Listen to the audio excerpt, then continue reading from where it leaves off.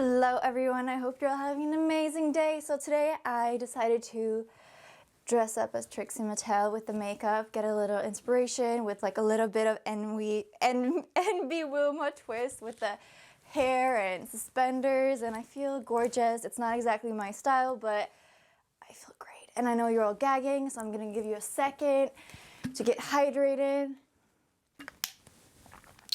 This video is going to be a start of a little fun series that we're calling 5 Queer Comics, and I just want to shout out, talk about some queer comics that I love. I love comics, I love graphic novels. These are actually all graphic novels, I don't know who I'm kidding. And talk about some queer stuff. Give these some love. This video and this video series is inspired by That Full Moon Feeling. This is like a tiny little comic that I just randomly picked up at the graphic novel comic book store, and I just adored it. It is so cute, and it's basically about these two ladies who meet on a dating app, so you can see their profiles in the beginning, and then the whole little book is them going on 3 dates together, and just like those 3 dates, this girl, she is a witch, and this girl is a werewolf, and they kind of get interrupted in every single date by some weird magical thing. It's cute, it's queer. I recommend it. I gave 5 stars because it was just small and sweet, and not a lot of people have read it, so I wanted to give it some love. And in the future, I do hope to have more like lesser well-known comics. We're gonna start with some famous ones that I just haven't talked about in a while. And the next one is On a Sunbeam by Tillie Walden. This is probably my favorite graphic novel all time. I love a big graphic novel compared to the first one. I guess it's a bit contradictory, but it has 2 timelines, but it follows this girl who went to boarding school and her struggles there, and then it follows like now time, where she gets recruited to this ship with this really queer crew with loads of different characters, different sexualities, different genders, and her story with these people. And on the ship they kind of go to all these broken houses in space, and their job is basically just to fix them. It's a very like melancholy and beautifully illustrated graphic novel. Tillie Walden's art style is just to die for. I just recommend this one a lot. I can't wait to reread it. Like, this is a must-read in queer comics and graphic novels. Then another one that you guys recommended to me endlessly was Snapdragon by Kat Lee.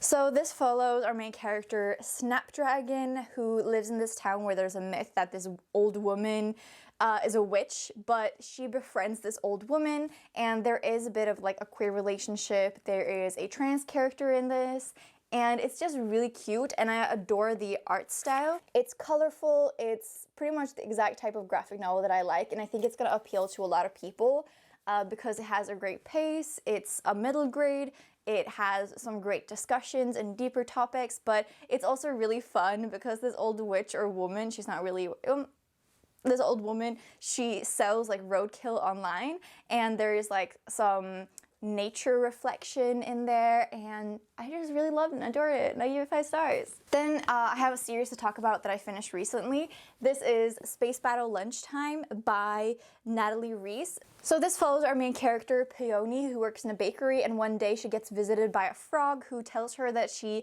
is invited, or basically needs to go to this intergalactic space cooking competition to replace someone who has mysteriously disappeared. And so there's actually the actual focus is the mystery element of it, but throughout the comics, romance develops between these cute lovers, and there is a deeper story, and there's some trouble because of this one's backstory. Yeah, I just think it's really great, and I really recommend it. I give this series like 4 stars as a whole, but it's colorful, it's queer, it's very like queer normative, and it takes place in space, and it's a cooking show. And I'm gonna take these glasses off now, or am I? Oof, no, I like the glasses. We like the glasses. The glasses we stand. And the last one I want to give a cute little shout out to, even though it's quite famous, but I haven't talked about it in a while, and that's Laura Dean Keeps Breaking Up With Me by Mariko Tamaki and Rosemary Valero O'Connell. So this follows our main character, oh my god, Wilma, Freddie, who keeps going back to Laura Dean, who is not good for her.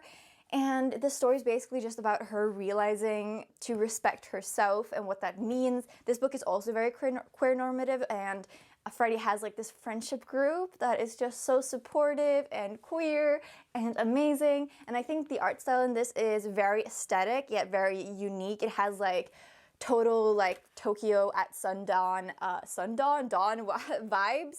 So it just has pink and gray tones, which I think was a great choice for this comic. I usually don't like comics with that style, but it just really, really works in this one. And if you haven't read this yet, this is just a great place to start with comics in general. Also, one of my favorite parts of this one is that she has like these teddy bears and dolls that she does like remakes on, and they talk, which is just like amazing when like contemporary stuff has just like this a teeny twinge of magic in there. I adore that. So these are the 5 queer graphic novels I'm going to recommend for you today. I hope you got a recommendation that you haven't read before, and tell me if you read any of these, your thoughts on them, if you're interested in reading any of these after watching this video, and recommend more queer graphic novels down below. If you want to, please do. And I will talk to you guys soon. I hope you enjoyed this sweet little video for once. Sending y'all so much love, mwah, mwah, mwah, and I'll see you soon. Bye!